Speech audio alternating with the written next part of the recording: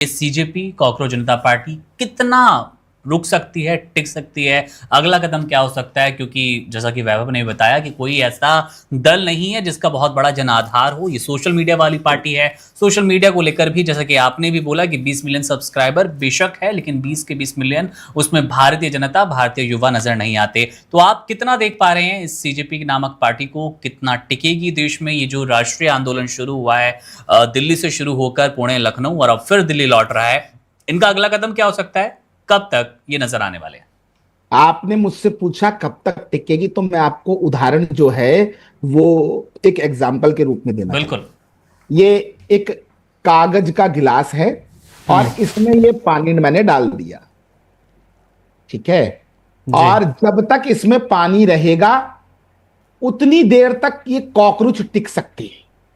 That's all. ये अभी कुछ दिन के बाद साफ हो जाएंगे, इनकी फंडिंग बंद हो जाएगी और उस फंडिंग के बंद होने के बाद ये कीड़े जो है ना, ये कीड़े फटाफट नालियों में दोबारा घुस जाएंगे। आपको भी पता है हमारे यहाँ नौ तपा जो ये अभी था, उस नौ तपे में गांव में कहावत है कि ये गर्मी पड़नी चाहिए क्योंकि कीड़े निकलते हैं।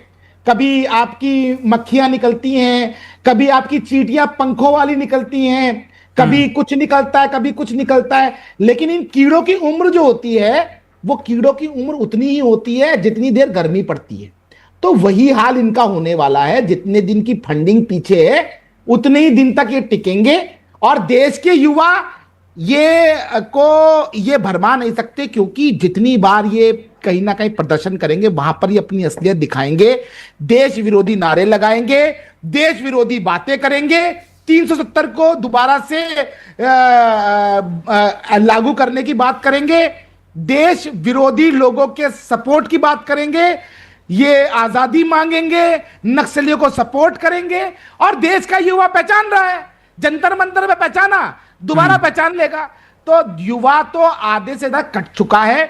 आपको मैं और बताऊं, अगर आप अभी अपने चैनल से आरएनडी टीम को बोलेंगे कि वो देखे सोशल मीडिया पे कि इनकी अब कितने हैं, तो आप ये देखेंगे कि धीरे धीरे देश से जो युवा जुड़ा था वो धीरे धीरे इनको अनसब्सक्राइब कर रहा है, इनकी पोस्टों को अब शेयर नहीं कर रहा है, क्योंकि वो समझ चुका है कि ये भी वही नौटंकीबाज केजरीवाल जो फर्जीवाल है उसी की औलादे हैं, जो पहले कहता था मैं बच्चे की कसम खाता हूं सरकार नहीं बनाऊंगा, गाड़ी नहीं लूंगा, बंगला नहीं लूंगा, मैं शीला दीक्षित को जेल भेजूंगा, और बाद में उन्हीं की गोद में जाके बैठ गया। जिन भ्रष्टाचारियों के स्विस बैंक अकाउंट बताता था उन्हीं भ्रष्टाचारियों के संग मंच शेयर करता है। यही वो अभिजीत दीपके के पिताजी हैं, ये उनकी औलादे हैं। समझता है देश का युवा। चलिए, बहुत शुक्रिया आपका सूर्य प्रकाश जी, हमारे साथ जुड़ने के लिए, वन इंडिया को वक्त देने के लिए, इतनी महत्वपूर्ण जानकारी साझा करने के लिए। फिर आपसे जुड़ने की कोशिश करेंगे। वैभव, अंतिम सवाल आपसे, और सवाल जैसा कि सूर्य प्रकाश जी ने बताया, अगला कदम क्या हो सकता है सीजेपी का? कदम पे जाने से पहले मैं समझना ये भी चाहूंगा आपसे, जैसा कि सूर्य प्रकाश जी ने बताया भी कि कई युवा ऐसे हैं जो कि अब अनफॉलो, अनसब्सक्राइब की तरफ बढ़ते जा रहे हैं, जिसमें सच्चाई भी है। हमने कई पोस्ट ऐसे देखी, कई ऐसे वीडियोस देखे जब हमारे रिपोर्टर्स ग्राउंड पर थे, तो उनका यही कहना था कि जिस मंशा के साथ, जिस उद्देश्य के साथ हम शामिल हुए थे इस प्रोटेस्ट में, वो नजर नहीं आ रहा है, या फिर वैसी कोई चीज नजर नहीं आ रही है। तो आपसे ये भी समझेंगे कि सचमुच युवा कटना शुरू हो चुका है। और उसके बाद 3 अगर आप काम गिनवा पाएं, क्योंकि 20 जून को फिर एक बड़े प्रोटेस्ट, बड़े आंदोलन का आह्वान किया है दीपके ने, क्या कुछ हो सकता है आने वाले दिनों में? देखिए, 16 मई को जब ये इंस्टाग्राम पेज बना था कॉकरोच जनता पार्टी का, उस वक्त काफी ज्यादा रोष था युवाओं में नीट पेपर लीक को लेकर। सरकार से खफा थे युवा, छात्र, तो उन्होंने तुरंत फॉलो कर लिया और एक ट्रेंड सा बन गया था। सब आप देखेंगे, आपके जानने वाले बहुत सारे लोग ऐसे थे जिनका राजनीति से बहुत लेना देना नहीं होता, लेकिन उन्होंने भी इससे फॉलो कर लिया था इस इंस्टाग्राम पेज को, और उन्हें लगा था कि कोई नया ये दल है या नए लोग हैं, ये लोग कुछ कर सकते हैं हमारे लिए, हमारी आवाज बन सकते हैं।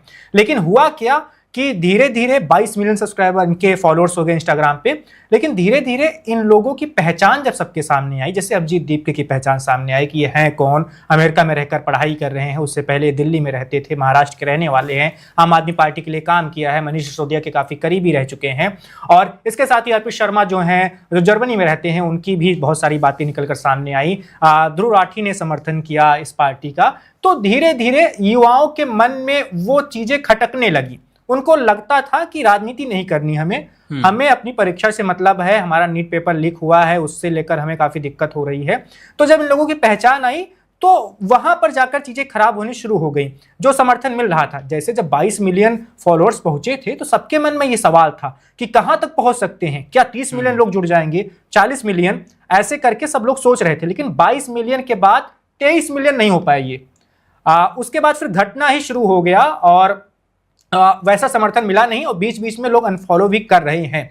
तो अब ठहराव सा दिख रहा है। और उसके बाद जब अभिजीत दीपके भारत आए, दिल्ली पहुंचे और उन्होंने जो भाषण दिया, उनके साथ जो लोग मंच पर दिखाई दिए, वो वैसे लोग थे जो तमाम प्रदर्शनों में पहले भी दिख चुके हैं।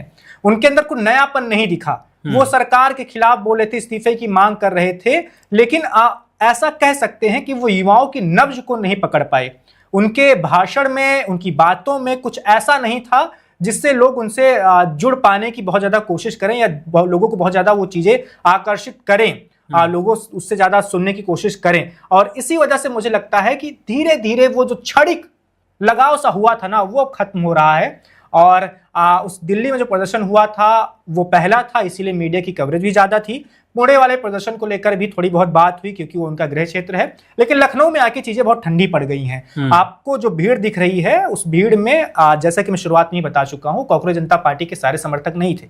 वो पहले से प्रदर्शन कर रहे बहुत सारे लोग थे जिनकी अपनी मांगे थी। अभिजीत दीपके वहां पहुंचे थे, भाषण वाषण दिया, लेकिन वहां भी बहुत सारे लोगों को ये चीज खटकी है, बहुत सारे लोगों की बुरी लगी है कि आप क्यों आए यहाँ पे, आपसे हमारा कोई मतलब नहीं है, हमारी अपनी अलग मांग है।